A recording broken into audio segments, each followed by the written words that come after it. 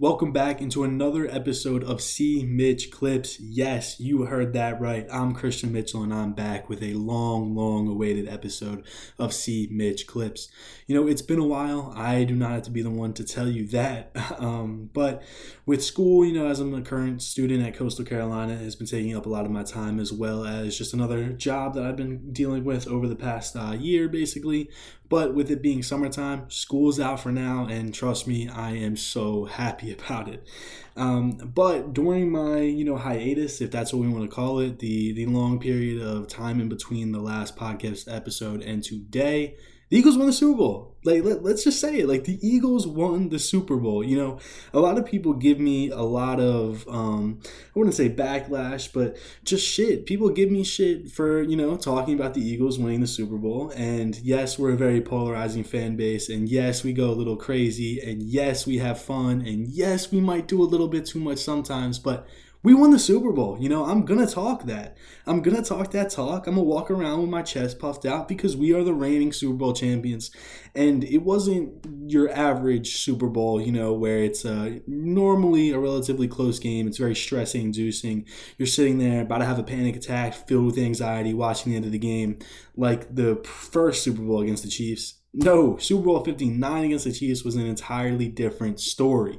It was the most sweat-free, most carefree watching of a Super Bowl I think I will ever experience in my entire life, honestly. I remember I had a lot of people over my apartment and had a pretty big watch party for the game, and that day was one of the most stressful days I've had, and I wasn't even the one playing in the game. I was out walking in nature, trying to see nature to calm down, take my mind off of the Super Bowl, but with just how important and big an event and how it felt like a culmination of the last 2 years, the moment was big. The moment doesn't get much bigger than the Super Bowl, period, And so because we brought home that big W, I've got to support the guys. I'm very critical when it comes to a lot of things, just like the rest of the Philly sports media, but it's only fair to be critical if you're going to give the guys their flowers when they perform as well. And that's really when I want to start off with, is Super Bowl 59 as a whole. So obviously the Eagles outright won that game, like I said, pretty much carefree. But let's just kind of go into what made that Super Bowl happen. So the Eagles were up 40-6 at one point. I don't care that the Chiefs scored 2 touchdowns in the last 5 minutes or so, and Mahomes saved his stat line. The box score does not show you what actually happened in this game. This Eagles defense is played like one of the best defenses I have ever witnessed in my entire life.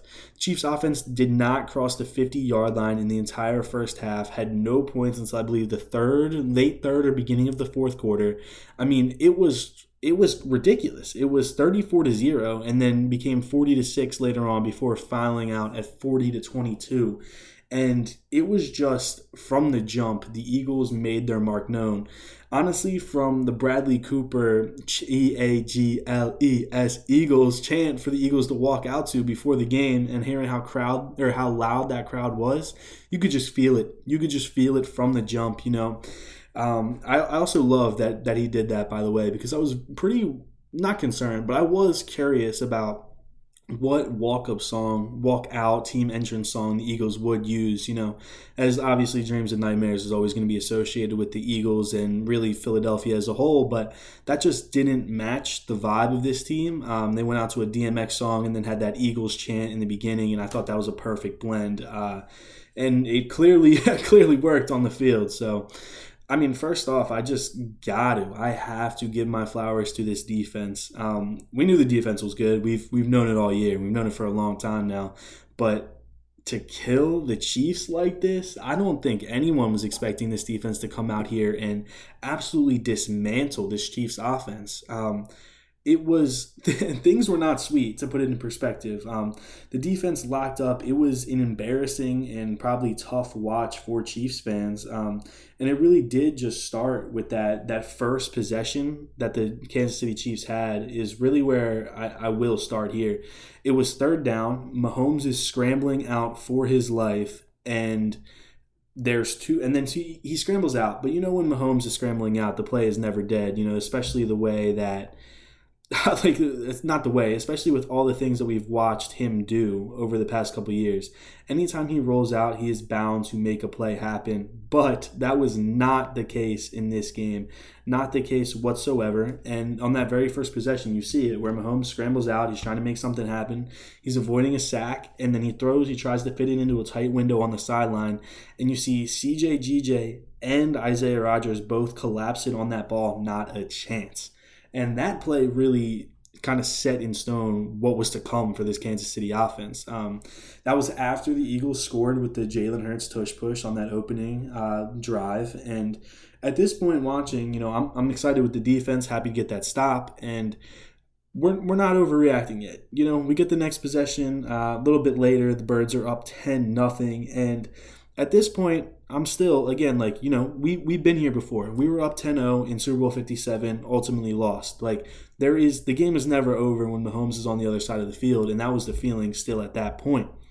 However, on that drive, this memorable play from Cooper DeJean that will be brought up about him, brought up to him, just thought of when his name is mentioned for the very, very rest of his entire life, is that pick six where obviously everyone's seen this play a million times. Mahomes scrambles out on the right. It's third down after taking back-to-back sacks, and he's just trying to make something happen, trying to respond, already finding himself down 10-0.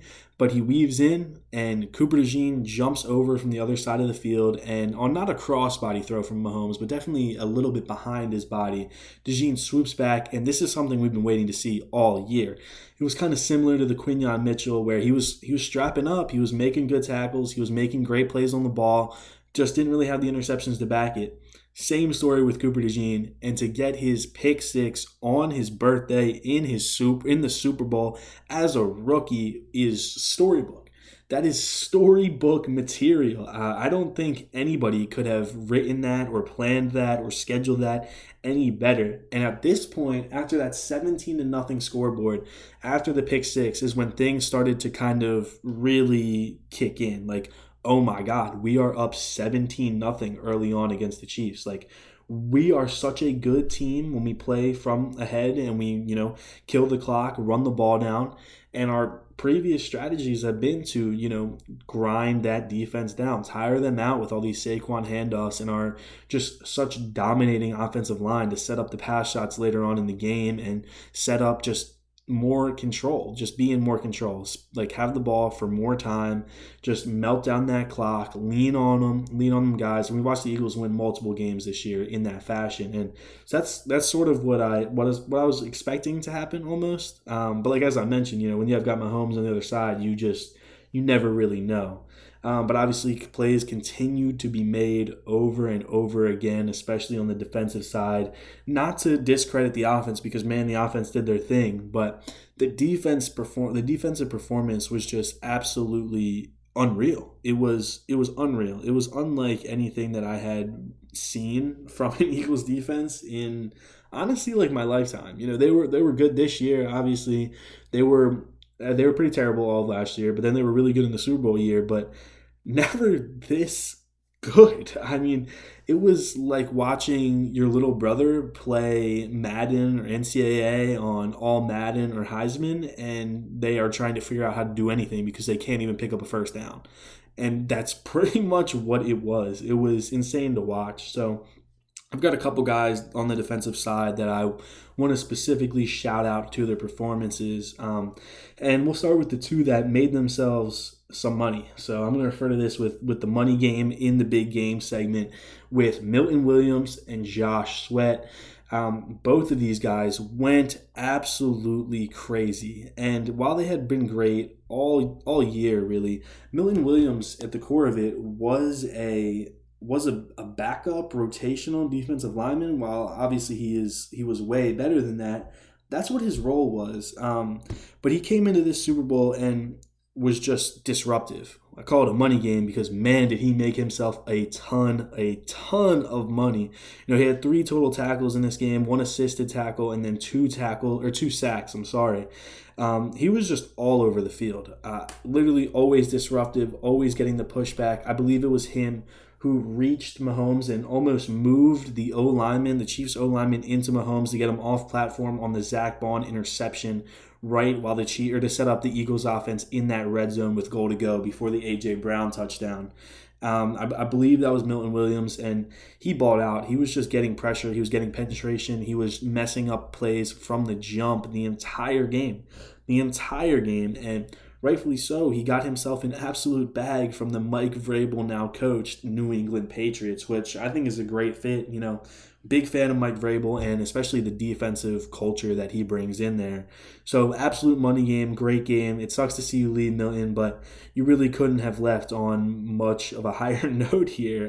There really was nothing better than getting 2 sacks in the Super Bowl, unless your name is Sweaty Josh. Josh Sweat. Almost messed that up there. Love Josh Sweat. He's been a fan favorite for a long time. Shout out to the Josh Sweat fan club. For the club, it really does hurt to see him go to Arizona. But strictly in this game, he had 2.5 sacks, 2 tackles, 4 assisted tackles, and man, he was phenomenal. He was all over the field getting pressure in big moments. Watched him do his little sweat slick off the top of his head. I know you can't see me, but I just mirrored it as well. Just balled out and, again, made himself so much money.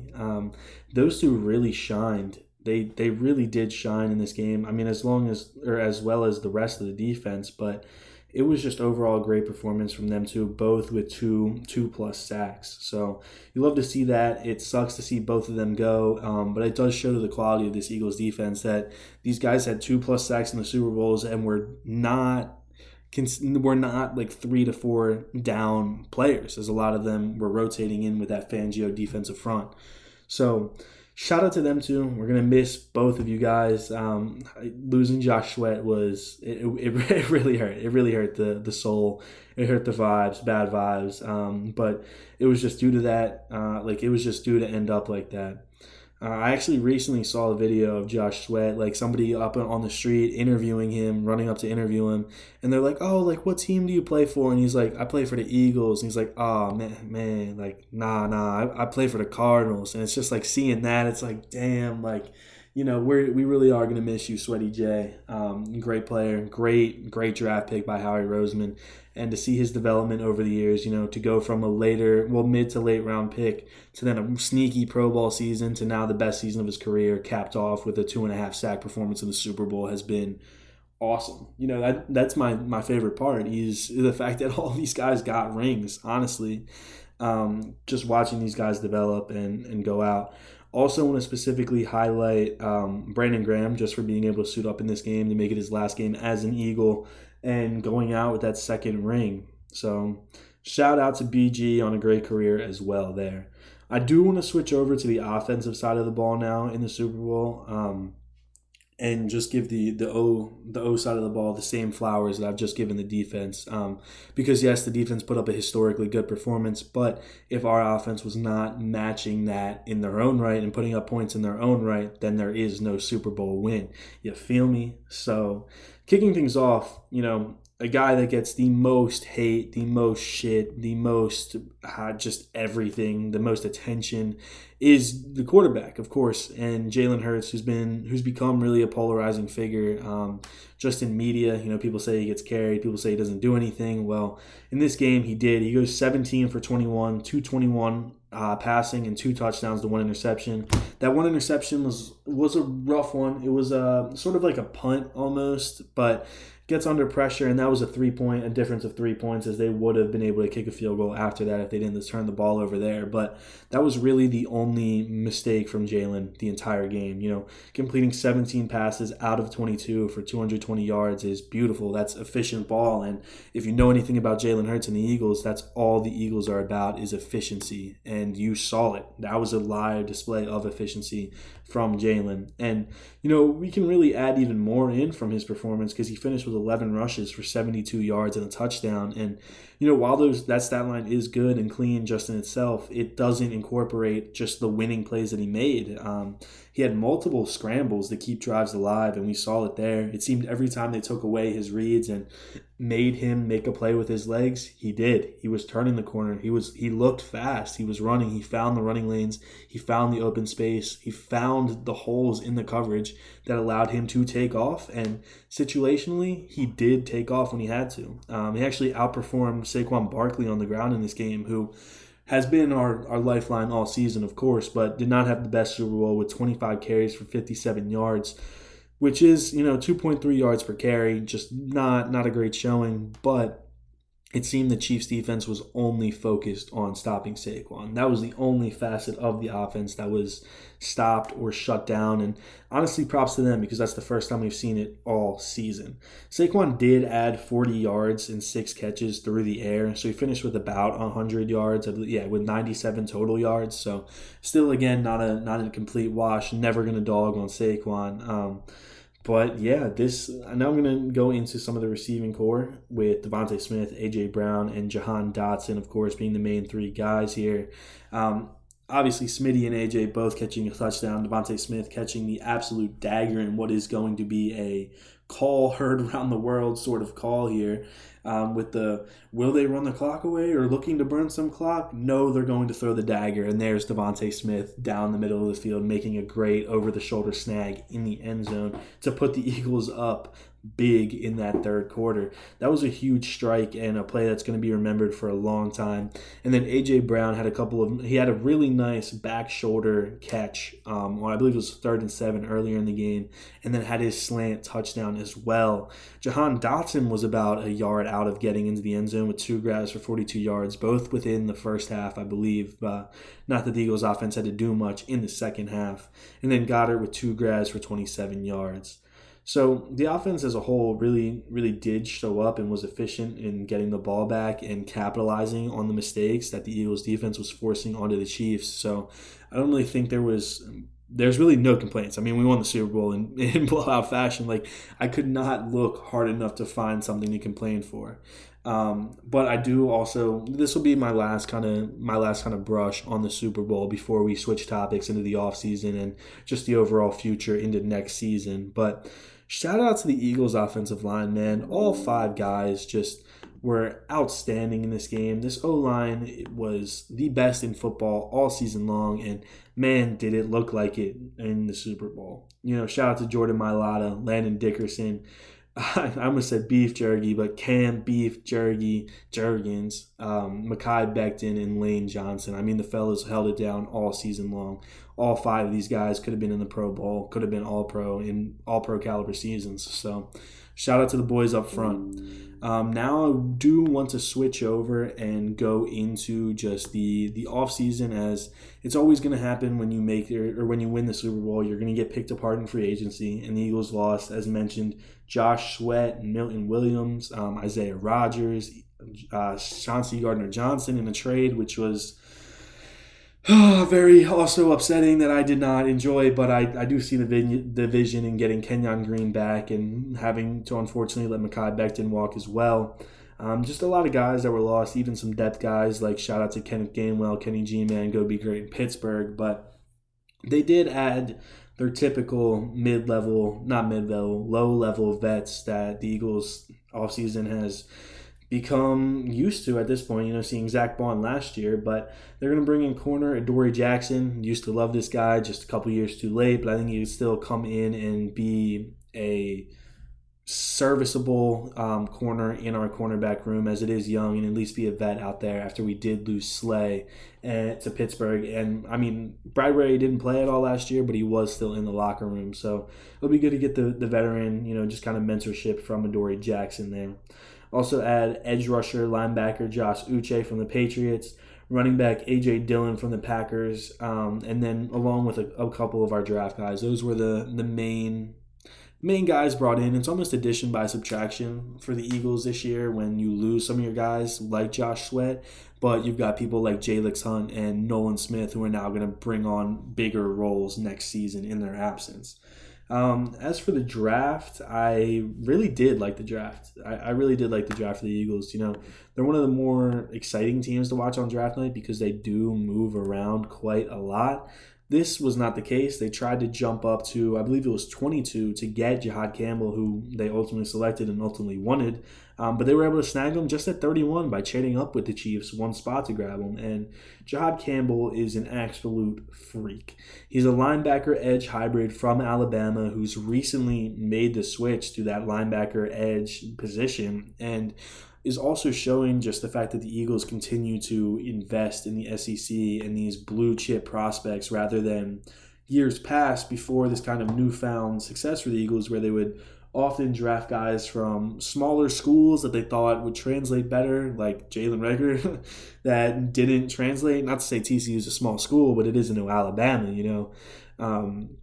But I think the drafting of Jihad Campbell got perfectly summed up in just seeing the pure excitement on Vic Fangio, a guy who does not get that excited and was even giving the players, some feedback and critique after dominating in the Super Bowl, was smiling ear to ear getting Jihad Campbell in the building. And that makes me very excited to see the future, or to see what the future holds for Campbell on this already very stacked Eagles defensive front. I think he could come in and maybe not be super great in his rookie year as a guy who does need some development and just needs more experience, but I think he's very comparable to a Nolan Smith type of player, where we could see a Nolan Smith type of jump from year one to year two. So I am very excited for Jihad Campbell. I'm excited to see where he fits in, whether it is next to Bond day one, is that kind of off the ball linebacker, or whether it's that and a rotational defensive end piece. It could be interesting. I already know Vic Fangio is going to scheme up with that and use him as a weapon on the defensive side of the ball. So I'm very much looking forward to see Jihad Campbell rock that midnight green this season. My other major draft pick that I want to highlight is the safety Andrew Makuba out of Texas. Previously played at Clemson before that as well, and he really seems to be the CJ Gardner-Johnson replacement. They play very similarly, hard-hitting, undersized, make great plays on the ball, and while Makuba is, I believe, about 20 pounds lighter than Chauncey Gardner-Johnson was last season, he can still put on some weight in that Eagles offseason program, and especially over the years. So I'm excited to see how his translation to the NFL works out. I don't know if he will be starting day one, just because of, obviously, Reed Blankenship is taking his spot up top still. And then I believe Sidney Brown would probably be slated in to be our other, along with Zion McCullum, are probably the other two slated in there as the vets to be the starters. So he is in the mix to play right away. It'll depend on how his preseason and his training camp looks, but I wouldn't consider it out of the blue for him to be starting, even if it's not week one, within the first 5 or 6 weeks, especially with Sidney Brown's just overall injury concerns, with him tearing his ACL not too long ago. And just seeing the speed, and Sidney Brown's got his own things to work on, just sometimes overly aggressive, and again, something that could be worked out in playing more reps. So I think the safety position will figure itself out throughout the season, and we will have our guy locked in, whether it's Makuba or realistically probably Sidney Brown. So I was excited for Makuba, and I was excited to see the Eagles just draft a safety that high. We never really draft safeties that high, unless you want to count Cooper DeJean as like the hybrid corner safety. But yeah, it's going to be an interesting season coming up for the Eagles, trying to avoid the Super Bowl hangover, especially with such a tough schedule. I mean, like, historically hard schedule, in the fact that they played 10 playoff teams from last season throughout the year, and there is not a single back-to-back home game for the Eagles, it's going to be rough. It is definitely going to be rough, and especially when you have that title as Super Bowl champions, everyone's looking up to you, literally just looking up to you. You're the one with the target on your back. You're the guy, or you're always going to get another team's best effort because you are the reigning Super Bowl champs, and that's rightfully so. So I'm just going to go through the schedule and real quick highlight some key games as we roll towards the end of this episode of the Cmitch Clips return here. Kicking things off, week 1, Thursday night at home versus the Cowboys to unveil the Super Bowl banner.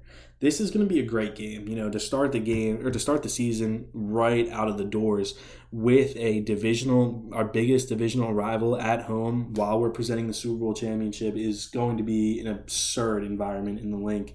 That's going to be one of them ones, as they say. It's going to be one of them ones. And it's a tough game when you look at it outside of the crowd factor and the banner, raising the banner factor. This Cowboys team was injured last season and improved, especially with bringing in George Pickens just very recently. Also brought in Miles Sanders back there and Jadon Blue, who I really like, the speedster running back out of Texas, to kind of fill that void at the RB position that they had. This offense should be back to being elite, and the defense on the other side is, just as good. So this is definitely a tough game to start the season off, but it is going to be a great one. Just one of many tough games throughout the season this year.